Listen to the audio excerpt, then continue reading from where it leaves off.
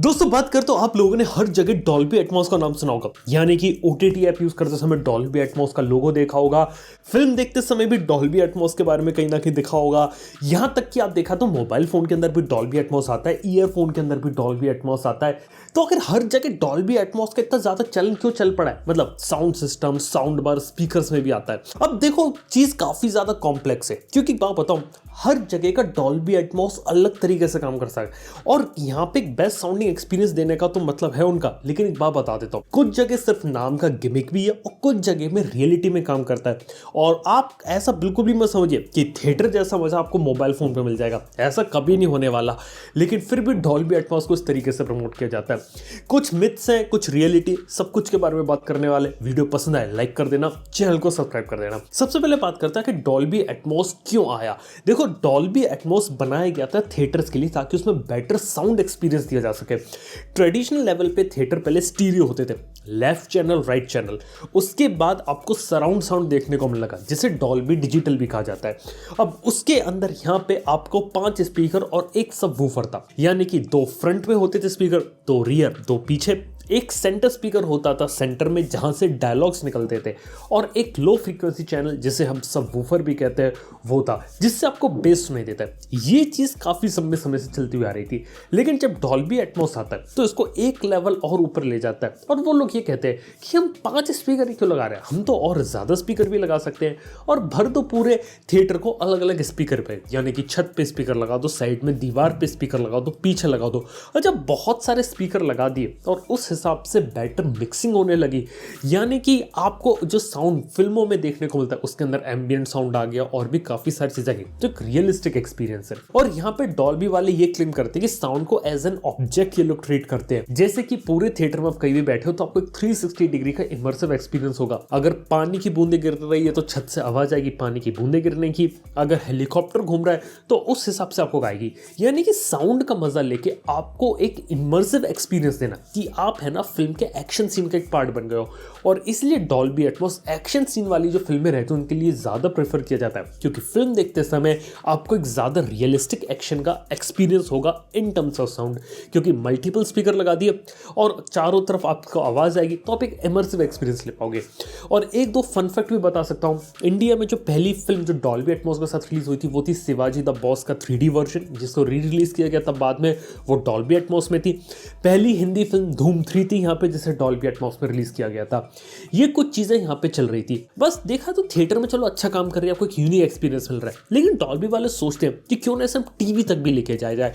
और जब दूसरी जगह से एक्सपेंड होता है तब कहानी में ट्विस्ट आ जाता है। आपको समझाता हूं मैं। देखो टीवी के अंदर जो डॉल्बी एटमॉस आपको देखने को मिलता है वो क्या है, वो एग्जैक्टली यहाँ पे बिल्कुल थिएटर जैसा एक्सपीरियंस नहीं दे सकता, क्योंकि ये चीज डिपेंड करती है उसके स्पीकर पे। मैक्सिमम टीवीज में 2 स्पीकर आते हैं, लेफ्ट राइट, किसी किसी में चलो आपको 4 देखने को मिल गए स्पीकर, लेकिन ज्यादा बड़ा कोई सेटअप आपको देखने को नहीं मिलता किसी भी टीवी के अंदर। और बात किया तो यहाँ जो टीवी रहता है ना, ये डॉल्बी एटमॉस का जो सिग्नल होता है वो सिर्फ डिकोड करता है। यस, वो सिर्फ डिकोड करेगा अपने स्पीकर्स तक ले जाके, ताकि स्पीकर से आप वैसा साउंड का एक्सपीरियंस ले सके, और कुछ मिमिक करने की कोशिश करेगा कि ऊपर से आवाज आ रही, साइड से आ रही है। लेकिन रियलिटी में नॉर्मल तौर पे स्टीरियो जैसे ही एक्सपीरियंस देखने को मिलेगा, पर स्टीरियो से थोड़ा सा एक बेटर एक्सपीरियंस कर सकते हैं। ये डॉल्बी एटमॉस यहाँ पे काम करता है। मेरे पास डॉल्बी एटमॉस वाले टीवी चलाए, साउंड बार चलाई, सब चलाई, और उसके एक्सपीरियंस के बाद मैं आपसे शेयर कर रहा हूँ। कोई ज्यादा बड़ा डिफरेंस नहीं आने वाला इधर। इसके बाद बारी आती है साउंड सिस्टम की। अब कोई भी साउंड सिस्टम या फिर हम कोई भी साउंड बार वगैरह ले ले, उसे हमें टीवी से कनेक्ट करना पड़ता है। और यहाँ पे मिसकंसेप्शन है कि टीवी से आप डायरेक्टली ऑक्स केबल लगा के ऐसे कनेक्ट नहीं कर सकते, ना ही ब्लूटूथ लगा के। डॉल्बी एटमॉस एक्सपीरियंस करने के लिए आपको HDMI की EARC केबल को यूज करना पड़ेगा, और टीवी में डॉल्बी का पास थ्रू होना जरूरी है, जिसके अंदर जो सिग्नल होता है वो सीधे साउंड बार या फिर आपके साउंड सिस्टम तक जाएगा, और उसके बाद वो डिकोड करके साउंड सिस्टम डिसाइड करे किस तरीके से आवाज निकालनी है। नॉर्मली साउंड बार भी डॉल्बी एटमॉस के साथ आती है, लेकिन वो भी देखा तो कुछ हद तक इम्यूलेट करते कि साइड से आवाज आ रही है, ऊपर से आ रही है, क्योंकि लिमिटेड स्पीकर्स होते हैं साइड में। एक्चुअली में जो डॉल्बी एटमॉस का मजा लेना एक प्रॉपर होम थिएटर के साथ लिया जा सकता है, जिसके अंदर मल्टीपल स्पीकर्स होते हैं। यानी कि 5.1 वाला तो चीज तो है, लेकिन उसके अंदर मैंडेटरी है कि आप 2 स्पीकर सीलिंग पे लगाइए, यानी कि 5.1.2। और अगर आप और ज्यादा स्पीकर लाएंगे जैसे 7, 7.1.2 या 9.1.4 जितने ज़्यादा चीज़ें लगाएंगे ना उतना आपको एक्सपीरियंस यहाँ पे बेटर डिलीवर होता चलेगा। ज़्यादा स्पीकर लगाने से आपको साउंड का एक इमर्सिव एक्सपीरियंस मिलेगा और उस केस में आप यहाँ पे नज़दीक पहुँच सकते हैं एक थिएटर वाले एक्सपीरियंस के। ये चीज़ साउंड सिस्टम होम थिएटर तक खत्म हो जाती है। लेकिन अब बारी आती है कंटेंट की। अब मैं आपको एक राज की बात बताने वाला हूँ। यहाँ पे जो भी कंटेंट ऑनलाइन अवेलेबल है जो आप डॉल्बी एटमॉस में कंज्यूम कर रहे हैं, अगर आपने उसे डाउनलोड नहीं किया डॉल्बी वेबसाइट या कहीं से भी, वो जो OTT एप्स जो आपको दे रही है वो दे रही है 5.1 का यूज़ करके, यानी कि डॉल्बी डिजिटल प्लस के अंदर ही एक्स्ट्रा कुछ मेटा डेटा डाल के यहाँ पे ये लोग प्रोवाइड कर रहे हैं आपको, ताकि डॉल्बी एटमॉस का एक्सपीरियंस लिया जा सके। अब दुनिया में जितनी भी OTT कंपनीज है वो यही कर रही है, डॉल्बी डिजिटल प्लस को यहाँ पे यूज करके डॉल्बी एटमॉस को प्रोवाइड किया जा रहा है। यानी कि 5.1 जैसे रहेगा, बस स्लाइटली थोड़ा सा इंप्रूव कर सकते हैं क्योंकि स्ट्रीमिंग के लिए काफी ज्यादा बेनिफिट लगती है। और अगर आपको प्रॉपर डॉल्बी एटमॉस का एक्सपीरियंस चाहिए 9 चैनल वाला या 7.1.2 वाला, तो आपके लिए डॉल्बी ट्रू HD कोडेक है। लेकिन वो कोई भी OTT ऐप स्ट्रीम नहीं करती पूरी दुनिया में, ना ही एप्पल TV प्लस, ना ही नेटफ्लिक्स, ना ही डिज्नी प्लस USA की, कोई नहीं करती।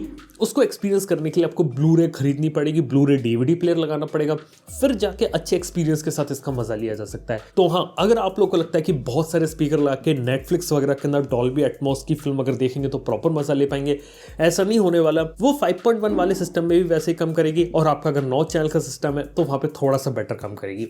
ये एक राज की बात है जिसके बारे में लोग बताते नहीं आपको। मैंने खुद ने इसकी काफी सारी टेस्टिंग करी है तो इसलिए मैं आपको बता सकता हूँ एग्जैक्टली ऐसे ही काम करता है। तो आप यहाँ पे समझ गए होंगे कि एग्जैक्टली यहाँ पे एक तरह से गिमिक जैसे चल रहा है। यानी कि अगर आप टीवी के स्पीकर से सोच रहे हो तो वो एक प्रॉपर गिमिक है, एक अच्छा साउंड सिस्टम लगा है तो आप एक बेटर एक्सपीरियंस ले सकते हो।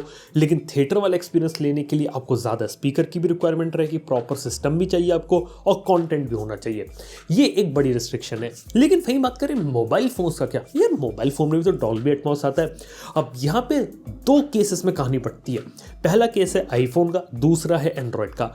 आईफोन के बारे में पहले बात करना चाहूंगा क्योंकि आईफोन का इंप्लीमेंटेशन इस समय सबसे बेहतरीन है, क्योंकि एप्पल वालों ने यहाँ पे कुछ साल पहले शुरू किया था स्पेशल ऑडियो। अब स्पेशल ऑडियो क्या रहता है, ईयरफोन आप पहनते हैं और आप गाना जब भी सुनेंगे और अपनी मुंडी कहीं भी हिलाएंगे आगे पीछे अगर आप देखेंगे तो आपको समझ में आ जाएगा कि एग्जैक्टली जो आवाज़ वो किस तरीके से मूव कर रही है और आपको 3D स्पेस में आवाज़ों का मजा आएगा। ये चीज स्पेशल ऑडियो के साथ एप्पल ने बहुत कमाल बनाई थी और डॉल्बी एटमॉस के साथ कंबाइंड होकर एक्सपीरियंस काफी बेटर है। यानी कि अगर आप डॉल्बी एटमॉस में कोई फिल्म देख रहे हो और एप्पल की ईयरफोन्स पहन रखे हो और एप्पल के डिवाइसेस में देख रहे हैं तो आप अपने सर को कहीं भी घुमा लीजिए, उल्टा कर देंगे तो आपको पता रहेगा कि हाँ पीछे कुछ हो रहा है, अगर आगे कर लेंगे तो इधर कुछ हो रहा है। बेसिकली एक आपको 360 डिग्री का ऑडियो एक्सपीरियंस देखने को मिलता है। ये चीज मोशन ट्रैकिंग के साथ बहुत अच्छे तरीके से काम करती है और अगर आपको पसंद नहीं है तो बंद भी कर सकते हैं और सिंपल मजा भी ले सकते हैं, लेकिन एक अच्छा एक्सपीरियंस है। लेकिन इसके अंदर भी ऊपर से आवाज इतनी खास नहीं आती, आपको आगे की आवाज, साइड की आवाज और पीछे की आवाज अच्छे तरीके से सुनाई देगी, ऊपर का ऐसा कुछ नहीं। लेकिन एक एक्सपीरियंस यहाँ पे क्लोजेस्ट टू थिएटर, वो चीज यहाँ पे ईयरफोन का यूज करके यहाँ पे एप्पल ने देने की कोशिश करी थी और ये चीज काम करती है एप्पल के जितने भी डिवाइसेस होते हैं उनके साथ, आईपैड के साथ, यहाँ तक कि अगर आप उसमें 5.1 का डॉल्बी डिजिटल वाला कोई कंटेंट भी प्ले करेंगे तब भी यही सिमिलर चीज एक्सपीरियंस कर सकते हैं।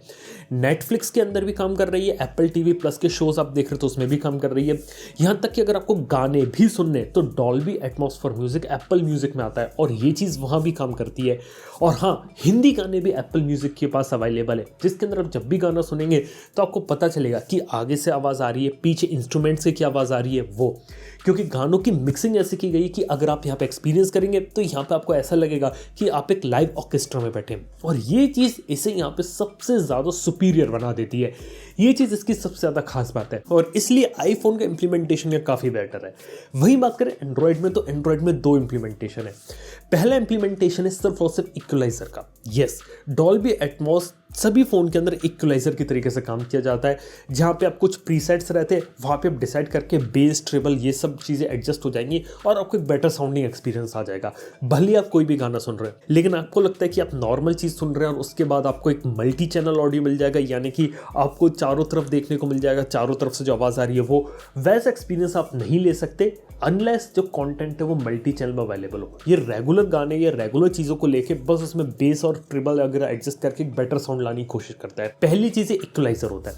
दूसरी चीज़ होती है यहाँ पे, अगर आप कोई मल्टी चैनल ऑडियो यानी कि 5.1 वाला फाइल प्ले कर रहे हैं या फिर डॉल्बी एटमॉस वाला कोई फाइल प्ले कर रहे हैं यहाँ पे मोबाइल फ़ोन में, तो वहाँ पे अगर आपके फ़ोन के अंदर डॉल्बी एटमॉस है तो कोई भी आप ईयरफोन यहाँ पे पहन सकते हैं और उसके बाद आपको एक्सपीरियंस है कि सामने से कैसी आवाज़ है, साइड से कैसी आवाज़ है, पीछे से कैसी आवाज़ आ रही है। बिल्कुल एक वैसी एक्सपीरियंस यहाँ पे आप ले पाएंगे। लेकिन उसके लिए आपको एक वो वाली जो फाइल रहती है वो आपको कहीं से डाउनलोड करके मोबाइल फ़ोन के अंदर प्ले करनी पड़ेगी। अब प्रॉब्लम पता है कहाँ पे आ जाती है? प्रॉब्लम पता है यहाँ पे आ जाती है, कोई भी OTT ऐप यहाँ पे मोबाइल फ़ोन के अंदर मौजूद नहीं है जो आपको डॉल्बी एटमॉस में कंटेंट को स्ट्रीम कर दे। नेटफ्लिक्स के अंदर भी स्टीरियो का सपोर्ट है, प्राइम वीडियो हो गई, डिज्नी प्लस हॉटस्टार हो गई, ज़्यादातर जो ऐप्स होती है, इवन काफ़ी सारी गाने वाली ऐप्स भी जैसे कि सावन वगैरह, इनके अंदर भी स्टीरियो के अंदर ही आता है। तो आप चाहकर भी डॉल्बी एटमॉस का मज़ा यहाँ पे ले नहीं सकते, भले आपके फ़ोन के अंदर है। कुछ इक्वलाइजर वगैरह ऐड कर सकते हैं। तो देखा तो ये चीज़ है, अगर आपको मज़ा लेना है तो एक्सटर्नल फाइल आपको कहीं से प्ले करनी पड़ेगी, तब जाके ईयरफोन में मज़ा ले पाएंगे, किसी भी ईयरफोन में वो भी।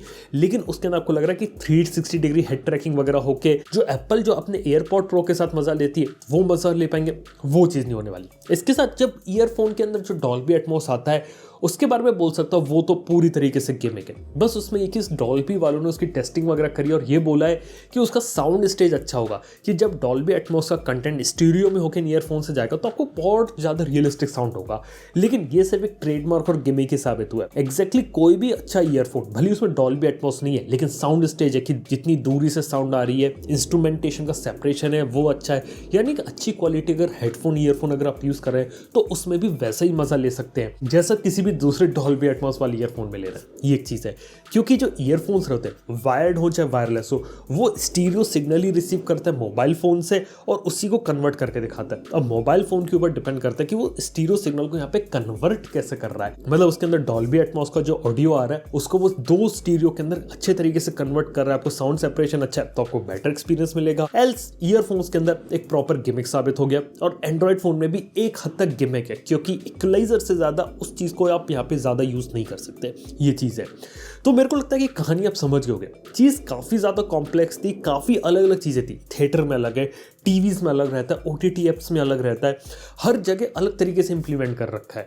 और यही सबसे बड़ी दिक्कत है डॉल्बी एटमॉस के साथ। मेरे को लगता है कि सारे कुछ डाउट, कुछ काफ़ी सारी चीज़ें आपकी क्लियर हुई होंगी यहाँ पे। उम्मीद करते हैं कि अगली बार कोई भी मार्केटिंग टर्म अगर ऐसा आएगा डॉल्बी एटमॉस के, तो आप समझ जाओगे कि एग्जैक्टली क्या आपको सच में उल्लू बनाया जा रहा है या फिर एग्जैक्टली उसका बेनिफिट है। कुछ जगह डेफिनेटली बेनिफिट होता है, लेकिन कई बार उल्लू भी बनाया जाता है। कुछ जगह डेफिनेटली बेनिफिट होता है, लेकिन कई बार लोगों को थोड़ा बेवकूफ़ भी बना दिया जाता है कंपनी सिर्फ मार्केटिंग टर्म्स और जार्गन का यूज़ करके। उम्मीद है कि आप यहाँ पे बात समझ गए होगे। वीडियो अगर आप लोग को पसंद आए तो प्लीज़ लाइक करना। और हाँ, आपने कोई भी डॉल्बी एटमॉस एक्सपीरियंस किया स्पीकर में, थिएटर वगैरह में, फिल्म देखते समय या ईयरफोन वगैरह में भी, आप अपना एक्सपीरियंस जो भी है ना वो प्लीज़ आप नीचे बताइए कमेंट में। थैंक यू वीडियो देखने के लिए। मैं आप समझता हूँ नेक्स्ट वन में। Good bye.